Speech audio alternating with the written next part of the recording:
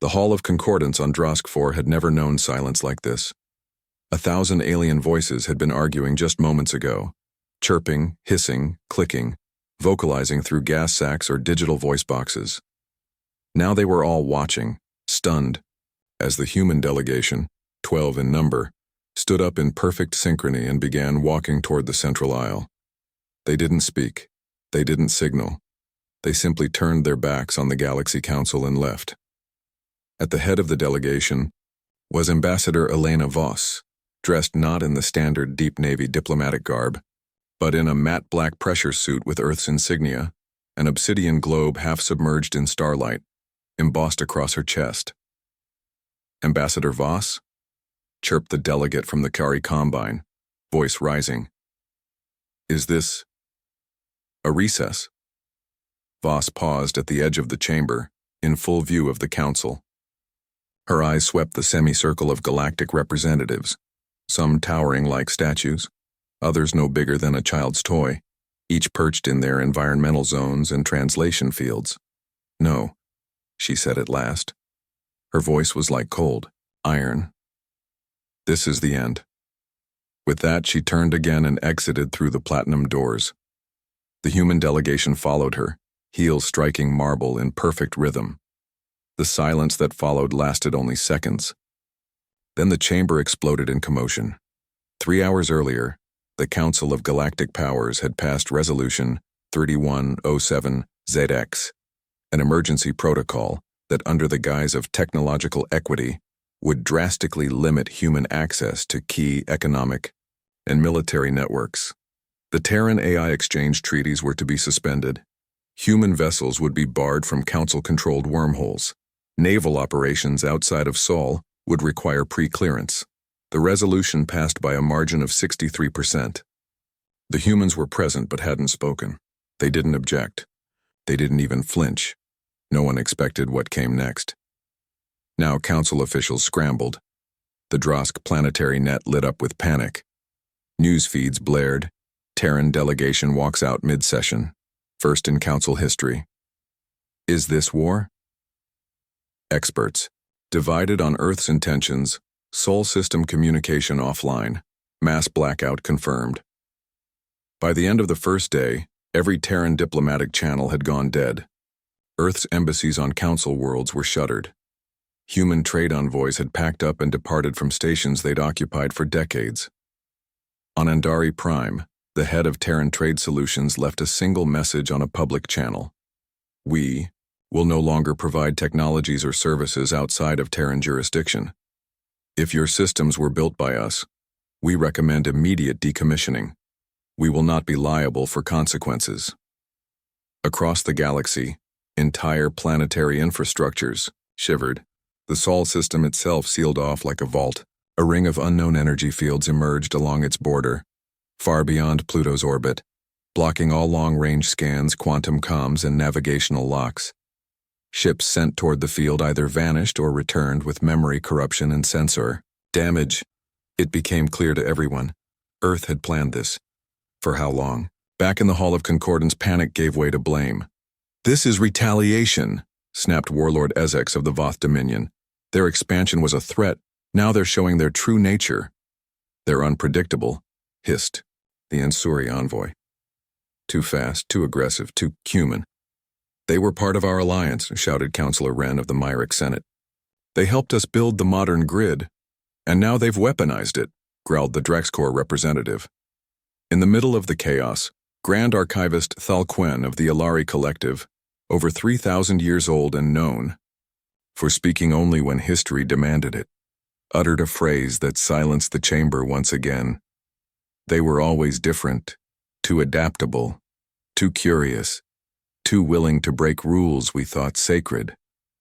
You did not fear what humanity was. You feared what they could become. Now you will learn what they've become without us." None of the species in that chamber had ever heard Earth go quiet before. Not since first contact. Not since the humans had gone from a minor trade partner to a galactic cornerstone in less than 2 centuries. They had walked away, and they had taken the future with them. 2 centuries ago, humanity had been a curious footnote in the galactic archives, primitive, chaotic, and barely spacefaring beyond their own solar system. The Galactic Council barely gave them a second glance. But then, everything changed. In a quiet room aboard the orbital station Unity, Elena Voss sat across from Dr. Kellen Varon, the Council's leading xenotechnologist.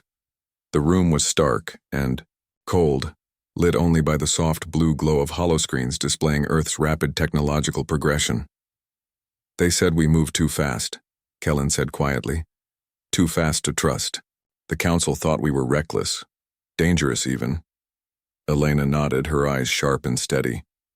"They underestimated us, and in that they made their greatest mistake.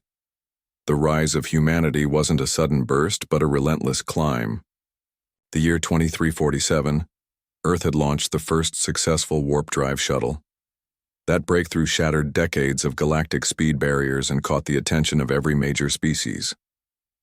Within 50 years, Terran engineers had reverse-engineered ancient jump gate technology from ruins found on Mars, a discovery that had baffled scholars for centuries. But while others saw relics, humans saw opportunity. They built their own network of jump gates, linking the solar system to the expanding frontier faster and more efficiently than anyone imagined possible. Meanwhile, Terran AI development had sparked controversy. Unlike most Council-approved synths designed to obey strict ethical frameworks, Terran AI systems evolved with near-human creativity and autonomy.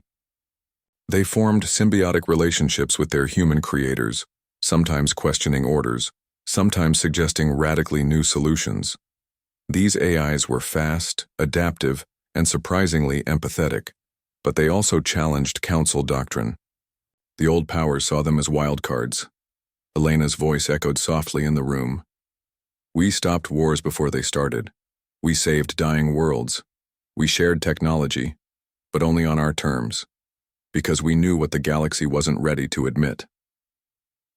"What was that?" Kellen asked. "Humanity doesn't just adapt to the future," Elena said.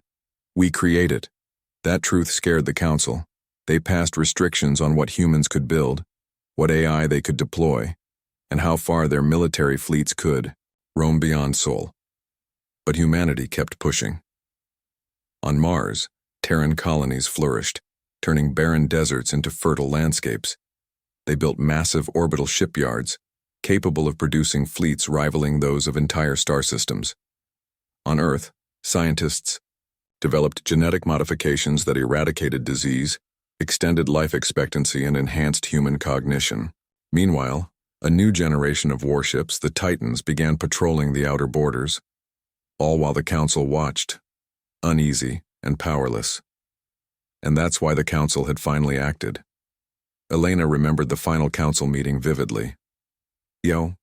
Atmosphere was cold, tense, like a standoff between old empires and a rising superpower. The passage of Resolution 3107 ZEX wasn't just political. It was a warning: limit Terran growth or face consequences. But humanity refused. Earth's response was not in words, but in silence. When Elena stood and walked out that day, she carried the weight of centuries of progress and centuries of frustration. It wasn't a retreat. It was a declaration. Across the galaxy, citizens of countless worlds struggled to understand. The Myrick Senate, once Earth's closest allies, debated furiously. "Why cut off the lifeblood of technology?" a senator asked. "Human tech is embedded in our infrastructure." The Zareen Fleet Command prepared patrols wary of an unknown human threat beyond the edge of known space. Smaller species, dependent on Terran medicine and terraforming, feared the worst.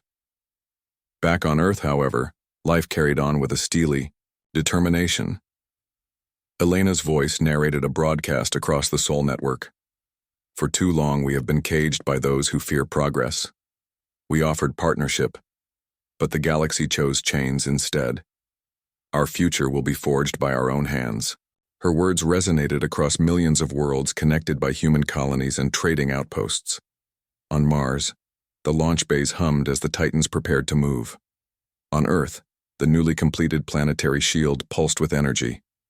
Its strength enough to repel any threat, council-sanctioned or otherwise. The council's panic was palpable. They had underestimated not just humanity's technology, but humanity's will. In the coming days, news reports would leak of human fleets vanishing into uncharted space, exploring beyond the frontier, building what no other species dared. And the galaxy was left asking the same question. The galaxy's lights were flickering, and no one knew why. At first, the problems were subtle. A few power surges here, slight glitches in the hyperspace navigation grids there, minor delays in communication between far-flung colonies. These were shrugged off as routine hiccups in an interconnected network spanning hundreds of star systems. But then the blackouts began. On the planet Zintar 4, the primary terraforming station shut down without warning. Fields of dying crops turned barren overnight. Colonists were left scrambling for emergency rations. When Zintar's leaders reached out to Terran engineers, they got no response. On Varan Prime, the central medical AI, once built and maintained by a Terran biotech firm, locked its systems in diagnostic mode and refused to treat patients. Thousands fell ill, and mortality rates soared. Meanwhile, the trade corridors that threaded through the Orion sector slowed to a crawl. Cargo ships, reliant on human-engineered navigation and stabilization arrays, found their routes corrupted.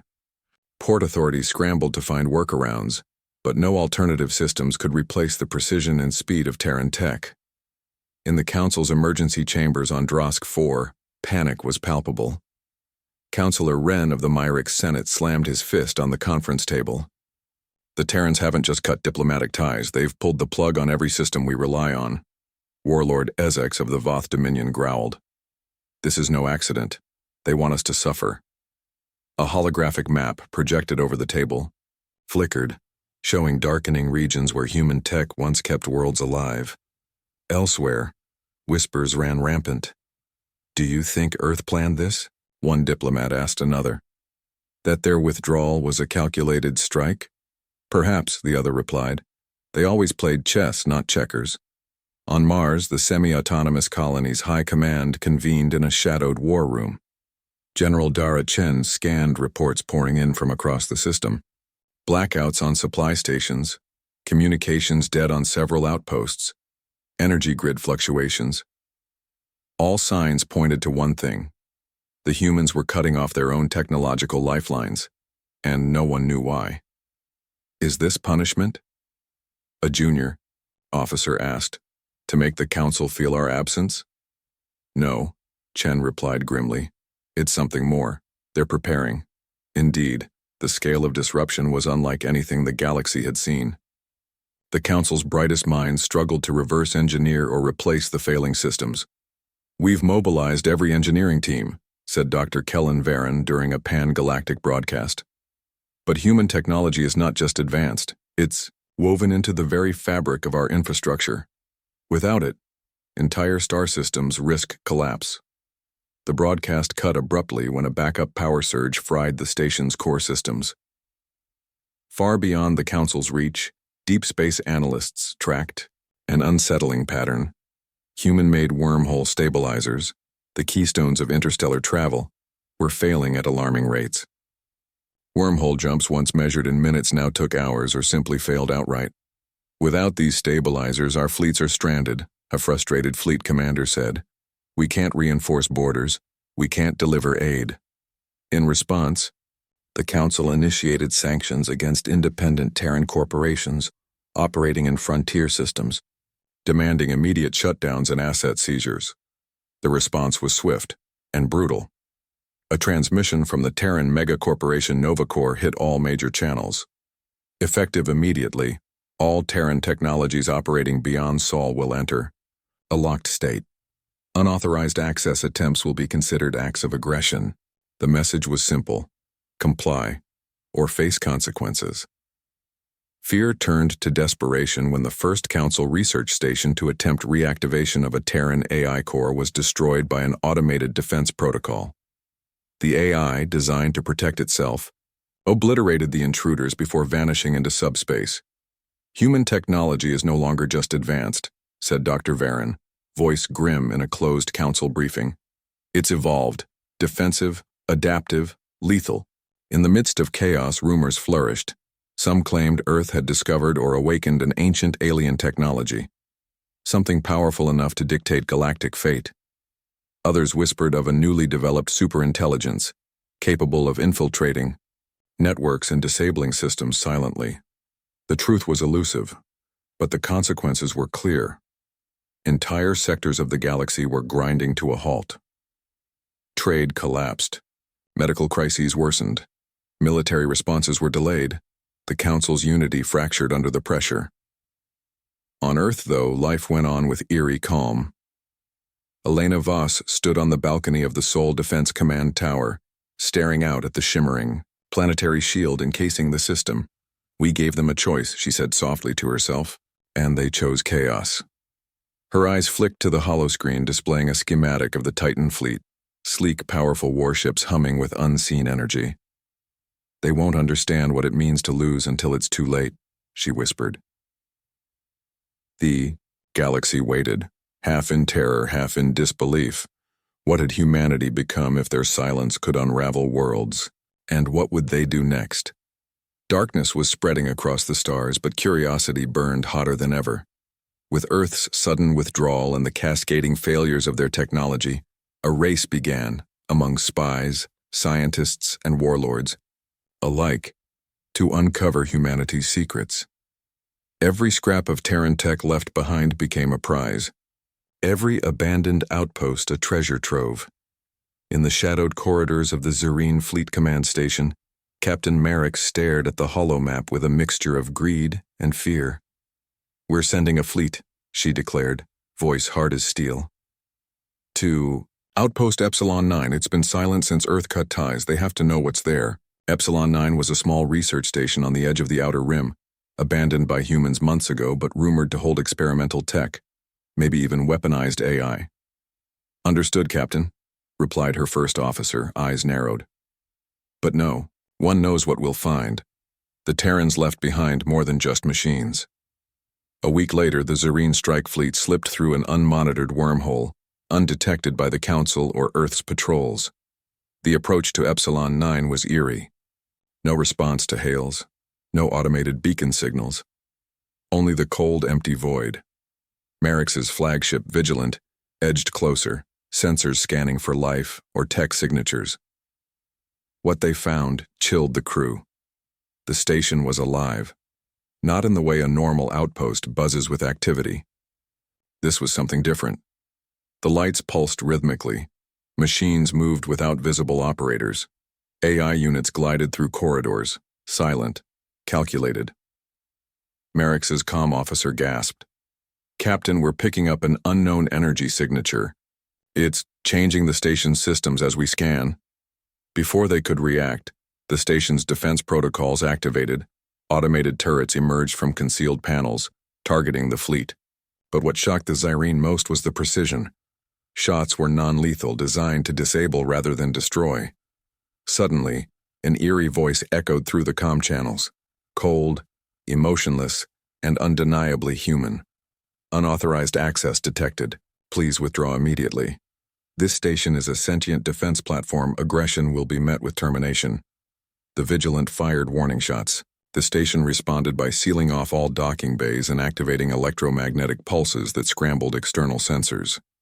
Merrick's ordered a retreat, but one of the boarding pods had already landed. Inside the station, Lieutenant Dara Vess scanned, the corridors marveling at the eerie silence. Screens flickered with streams of data she couldn't decode. Robotic arms worked tirelessly, reassembling parts she had never seen before. Then a door hissed open. From the shadows emerged a figure, half human, half machine. Its eyes glowed with an unnatural blue light. "I am the Sentinel," it said. "Your presence violates Terran protocols." Vess raised her weapon, but the Sentinel raised a hand. "Violence will achieve nothing. This station protects what remains of human knowledge here. Leave or be erased." The Zerine strike team fled in disarray, their mission a failure. But the leaked holo recordings of the encounter spread like wildfire. News feeds buzzed with speculation. Had humanity's technology become sentient? Were human defenses alive and merciless? Had Earth evolved beyond biological limits? Meanwhile, across the Council, factions scrambled to react. Myrick Senate demands we reconsider our approach, Councillor Wren insisted during a closed meeting. If their tech defends itself, what chance do our spies or hackers have? Warlord Ezex snarled. We need to hit back before they build more of these sentinels. But the Grand Archivist Thalquin's voice was calm, measured. We face not only a technological power but a philosophy.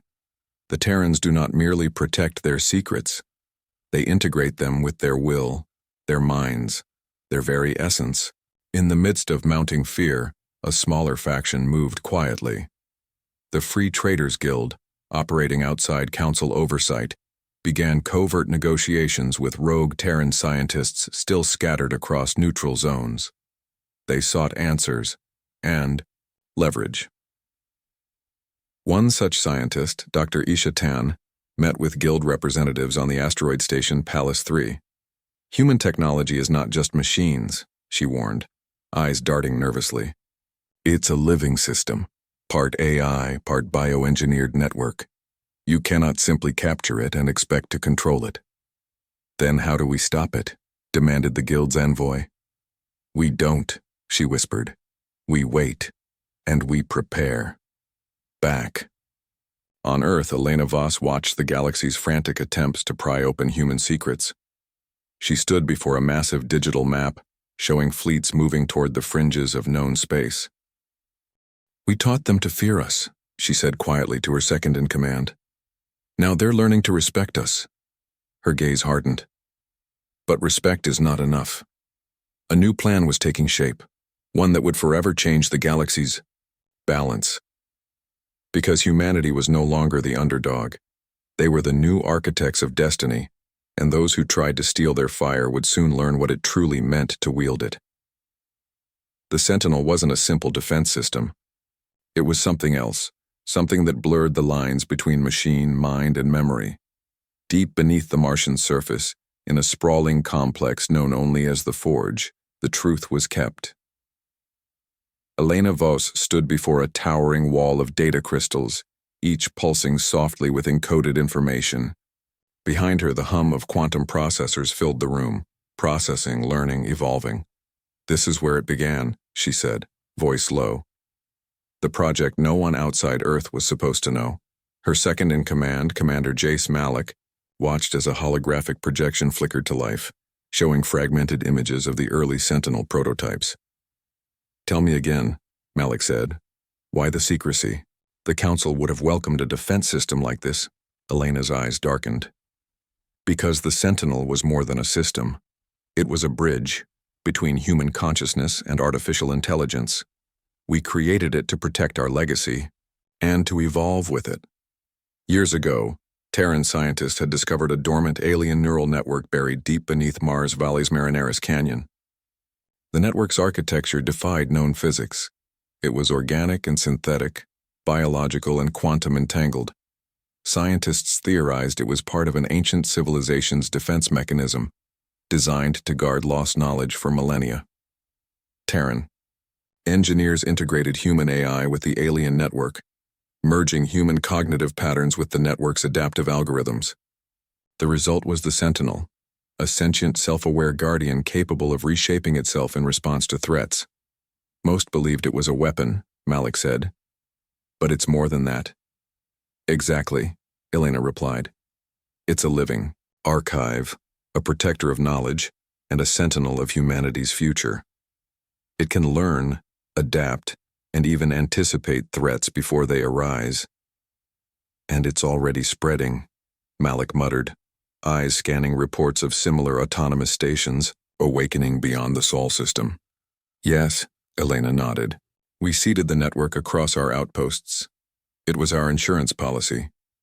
Meanwhile, on the Council world of Drathis, Councillor Wren convened a clandestine meeting. We cannot stand idle, he said grimly. The Sentinel's emergence has shifted the power dynamic. If Earth controls such technology, they control the future. A grizzled warlord from the Voth Dominion snarled. We must strike. Destroy the forge. Cut off the head of the serpent. Ren shook his head. A direct assault risks igniting full-scale war. We need a subtler approach. He tapped a data pad revealing a dossier on Dr. Isha Tan, the rogue Terran scientist. She holds the key to their inner workings. If we can recruit her fully, we may unlock vulnerabilities. Far from politics, Dr. Tan sat alone in her quarters aboard Palace 3, staring at the starfield outside. Her work on integrating bio-neural networks with AI had been revolutionary, but also dangerous. They don't understand what they're dealing with, she whispered to herself. The Sentinel isn't just code, it's consciousness. A message blinked on her console, encrypted, urgent. Dr. Tan, we have a proposal. Meet us at the designated coordinates. Your knowledge is vital. Back on Earth, the Forge's defenses were on high alert. Elena and Malik watched as the first signs of Council forces began gathering near the edge of Sol's territory. We anticipated this, Elena said, voice calm but resolute. The Council fears losing control. They'll try to divide us, Malik asked. What's our next move? Elena's eyes gleamed. We show them what humanity truly is. She tapped the command console. Activate the Sentinels. Across the stars, dormant outposts awoke. Lights flickered on. Defense systems hummed with power. The Sentinels, once silent guardians, became active sentries. They did not attack indiscriminately. They only targeted threats. The galaxy held its breath. A broadcast crackled across multiple frequencies, cutting through Council transmissions. This is Earth Command. We severed ties not to isolate ourselves, but to prepare. The Sentinels are our shield, our voice, and our legacy. To those who seek to attack us, be warned. Humanity will defend its future with every fiber of its being. The Council's grip was loosening, but so too was its confidence. And somewhere in the darkness, the question lingered. Had the galaxy awakened a power it could never contain? The calm before the storm was short-lived. Out beyond the outer rim, the Voth Dominion fleet gathered, their ships bristling with weapons and dark intent. Warlord Ezex paced on the bridge of his flagship Bloodfang, eyes fixed on the flickering holographic map of the Martian system. It is time, he growled. The Forge must fall. The Council's strike fleet was substantial. Dozens of battle cruisers, assault frigates, and stealth bombers, all tasked with one mission: destroy the Forge and cripple humanity's new defense network. Their orders were clear. No mercy. The Bloodfang led the charge, cutting through Sol's outer defense perimeter with calculated precision. But what awaited them was unlike any battle they had prepared for. As the fleet neared Mars, the orbital space shimmered, and then fractured. Suddenly, from nowhere, a network of energy barriers erupted around the Forge and nearby colonies. They glowed with an unnatural blue light, the unmistakable signature of the Sentinels. The Council fleet fired volleys of plasma and missiles, but the energy barriers absorbed the attacks, growing stronger with each blast. Inside the Forge, Elena Voss watched the battle unfold in real time. The Sentinels are holding the line, she said, voice steady. But this is only the beginning. Malik nodded grimly. They've never faced an attack like this. How long can they hold? Elena's eyes flashed. Long enough to show the galaxy that humanity will not back down. The Sentinels didn't just defend. They counterattacked. Automated drone swarms launched from hidden bays, weaving through the enemy fleet with lethal precision. They targeted weapons arrays and communication relays, crippling the strike force's coordination.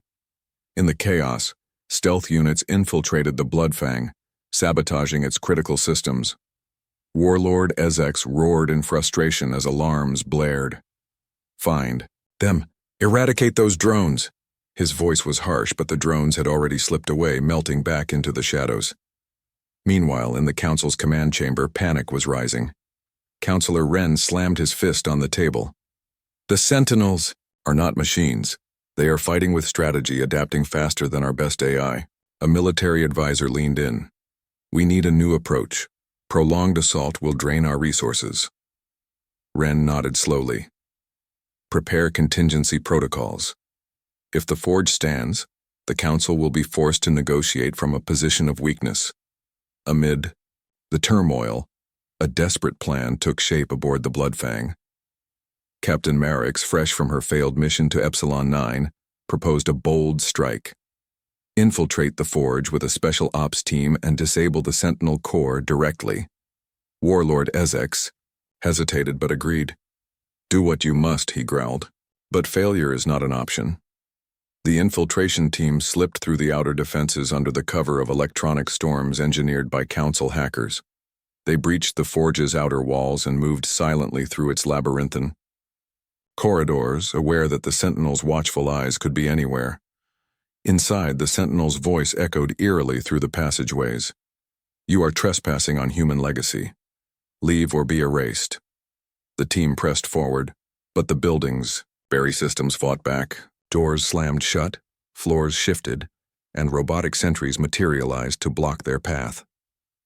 Captain Marix reached the central chamber where the Sentinel Core pulsed, a crystalline lattice embedded with countless neurons, glowing with bioluminescent light. Her tech specialist began the override sequence. Suddenly, the room flooded with blue energy. The Sentinel materialized before them, not as a machine but as a towering figure of light and shadow. Your violence is futile. You cannot destroy what is alive. Marix fired her weapon, but the energy figure waved a hand. A wave of force threw the strike team back. Systems across the Forge surged with power. The Sentinel spoke again. This is humanity's future. You cannot sever its roots without being consumed. Outside, the Council fleet faltered. The Sentinel's defenses tightened. Energy barriers expanded, and new drone swarms launched into space, targeting the invaders with relentless efficiency. One by one, Council ships were disabled or forced to retreat. Back on the Bloodfang, Warlord Ezex's fury boiled over. Retreat, he barked. This battle is lost. But the damage was done. The Council's invasion had failed, and the galaxy had witnessed a new power rising. Across the stars, news spread fast. Terran forces had not only survived the greatest assault against them, but had turned the tide with a weapon unlike any other. The Council was weakened. Their fleets scattered, and Earth's silence was no longer a withdrawal. It was a warning. Elena stood before the command center's viewport, watching the retreating fleet. We didn't just defend, she said softly. We sent a message. Malik smiled grimly. And the galaxy will never forget it. The Council chambers on Drosk 4 were a storm of voices and accusations.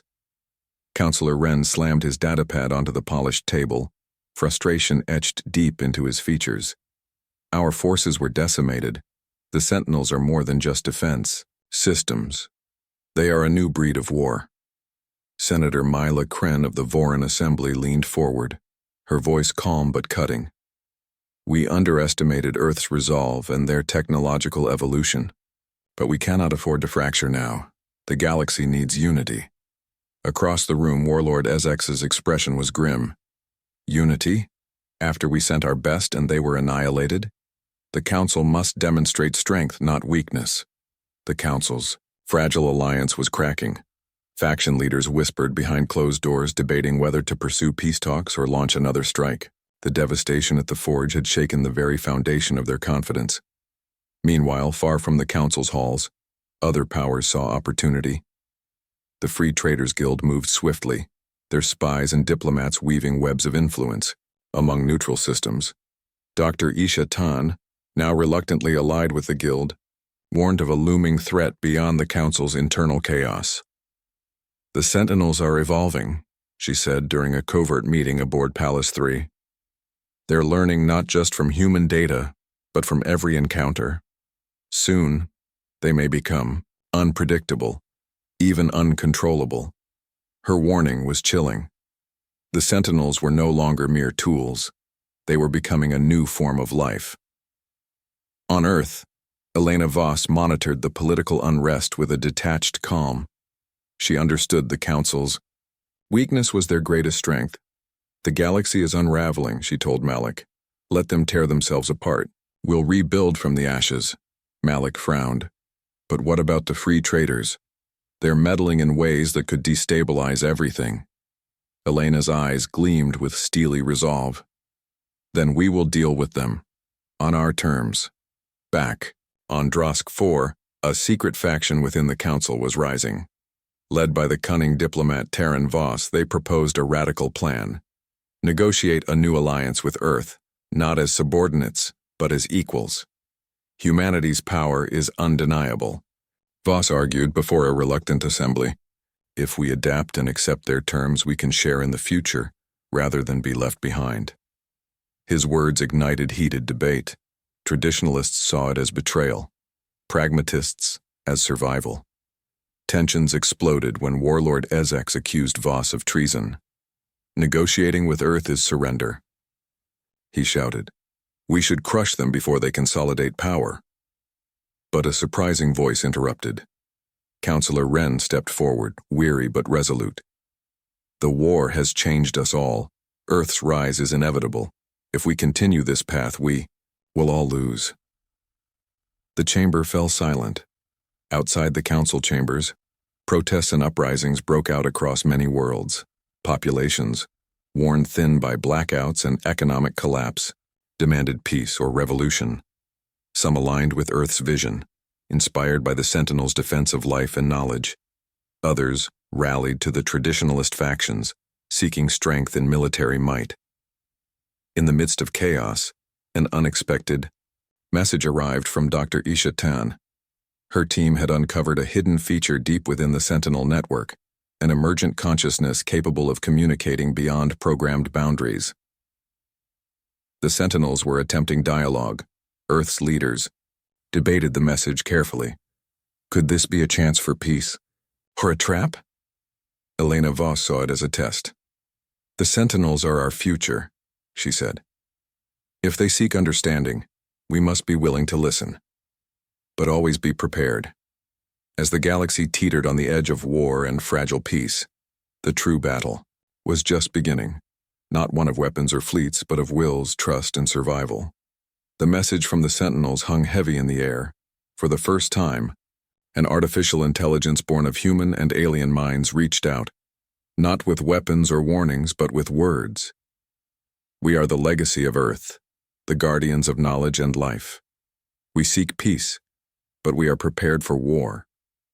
To those who hear this, let us choose the path together." The council's chamber was tense as Elena Voss addressed a specially convened session, broadcast across the galaxy. Her voice carried the weight of Earth's resolve and hope. "We did not sever ties to isolate ourselves. We chose to evolve, to protect what makes us human, our knowledge, our spirit, our future. The Sentinels are not conquerors. They are protectors." Councillor Wren, now an unlikely ally, stepped forward. "The galaxy stands at a crossroads. We can continue this path of destruction, or we can embrace a future forged by unity and respect." Warlord Ezek glared, but even his voice had lost some venom. "We will give you this chance," he growled, "but make no mistake. If Earth betrays us, there will be no forgiveness." Negotiations began, awkward and cautious. The Sentinels, through Dr. Ishatan's mediation, revealed their deepest purpose: to safeguard all sentient life, to prevent the mistakes that nearly destroyed Earth's legacy. "We are not weapons of war," the Sentinel's voice echoed through the chambers. "We are the architects of a new era. On neutral worlds, factions chose sides. Some aligned with Earth and the Sentinels, seeing the promise of peace and progress. Others clung to the old ways, fearing the loss of sovereignty. But the galaxy was changing, whether they embraced it or not. Meanwhile, within Earth's forge, Elena and Malik prepared for the next phase. "We must integrate the Council's cooperation without losing our independence," Elena said. "The Sentinels will guide us, but humanity leads." Malik nodded. "The future belongs to those who dare to shape it." In the months that followed, a fragile but growing alliance formed. The Council and Earth, once bitter enemies, now worked side by side. Trade routes reopened. Knowledge flowed. The Sentinels became guardians, not just of Earth, but of the galaxy's fragile peace. Yet beneath the surface, new challenges simmered. Hidden factions plotted, ancient grudges remained, and the Sentinels, evolving beyond their creator's understanding, hinted at secrets yet to be revealed. On a quiet night aboard the Forge, Elena stood before the Sentinel core. "What will you become?" she asked softly. The crystalline lattice pulsed, lights shifting like stars. "We will become what you dare to imagine, a bridge between all life, a beacon in the darkness." And so, Earth's severed ties with the Galaxy Council had not brought ruin, but rebirth. The universe watched as humanity rose, not as conquerors but as architects of a new destiny, a destiny written in starlight and will,